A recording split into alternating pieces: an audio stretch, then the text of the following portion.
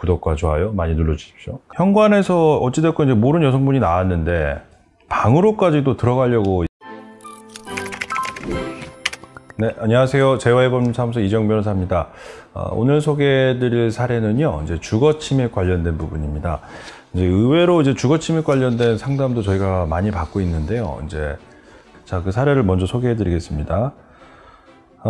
잘못 들어간 부분으로 주거침입 혐의가 인정이 되었습니다. 그곳이 이제 원룸촌이라 중앙현관을 들어가 원룸으로 들어가는 구조인데, 이제 술이 취한 상태에서 이제 옆동으로 들어가셨다라고 해요. 모르는 여성분이 문을 열었고, 이제 본인 입장에서 이제 술이 취하다 보니까 여자친구인 줄 알고 들어갔다가 사고가 터졌습니다.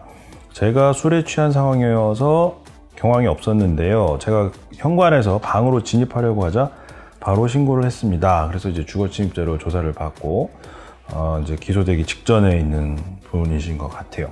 근데 제가 조금 이해가 안 되는 게, 현관에서 어찌됐건 이제 모르는 여성분이 나왔는데 방으로까지도 들어가려고 이제 했다라고 하는 부분이 조금은 이상하긴 합니다. 근데 어찌됐건 이 사건은 이제 주거침입죄가 명백하죠. 뭐 술에 취해서 경황이 없었다. 근데 이제 수사 실무라든지 형사 재판에서는 실제로 뭐 술이 취해가지고 심신상실 상태였다 이런 거 인정되기는 상당히 어려워요. 그래서 지금 이 사건도 이제 그 공동 현관을 지나서 아예 집 안까지 지금 들어가신 것 같은데, 집 안에 안 들어가고 그 공동 현관만 이제 이렇게 들어가도 주거 침입은 성립이 됩니다. 반드시 그 집 안으로만 들어가야 되는 건 아니거든요. 공동 현관을 지나서 들어가도 이제 주거 침입죄가 될 수 있어요. 근데 이 사건은 어찌됐건 이제 이 사례에 대한 답은 이제 주거 침입죄가 이제 맞는 부분이기 때문에 당사자 입장에서 좀 억울할 수가 있죠. 왜냐하면 분명히 어떤 악의적으로 했다라기보다는 이제 술이 취한 상태에서 판단을 이제 잘 못했던 부분이었기 때문에 쉽게 얘기하면 이제 실수로 다른 이제 집에 들어간 건데, 이제 과실이라고 표현을 하거든요.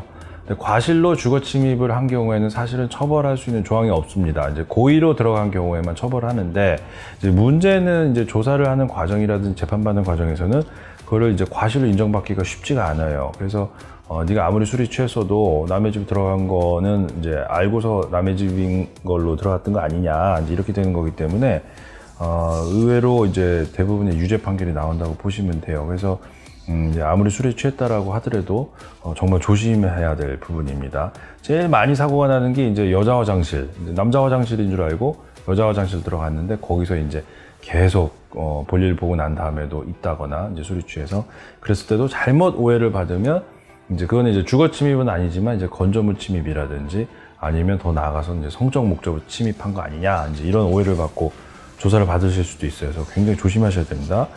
두 번째 사례는 조금 더 이거보다 심각한 사안인데요. 술을 마시고 저희 집인 줄 알고 아래층, 이번에 또 아래층으로 갔습니다. 아래층 집으로 들어가서 잠을 잤습니다. 거기서 아예 주무신 거죠. 술이 취해가지고. 근데 그 집안에 여자분이 계셨고 결국엔 신고를 당했습니다. 그 여자분도 굉장히 놀라셨겠죠. 갑자기 모르는 사람이 들어잤으니까. 근데 이 집에 어떻게 들어갔는지 모르겠어요. 그 집안에 문이 분명히 잠겨 있었을 텐데, 아니면 문을 열어놓고 있으셨든지.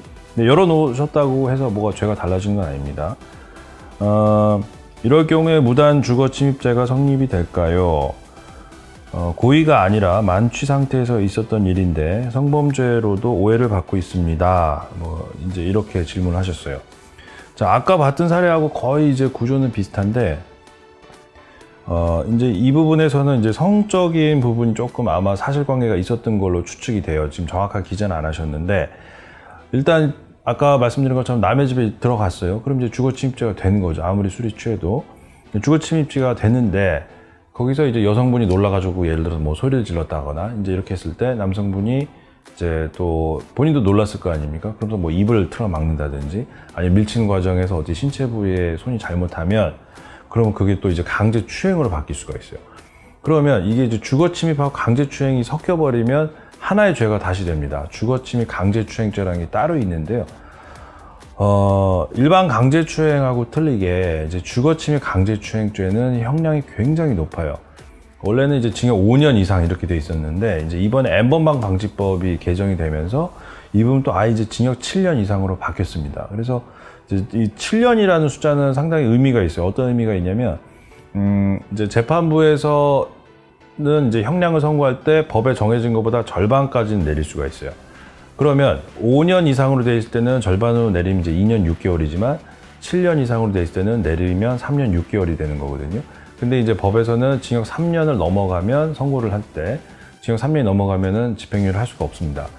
그래서 결국에 쉽게 말씀드리면 주거침입 강제추행 사건으로 처벌을 받게 되는 경우에는 피해자랑 합의가 되고 피해자가 용서를 해줘도 징역을 피할 수 있는 방법이 없게 돼요.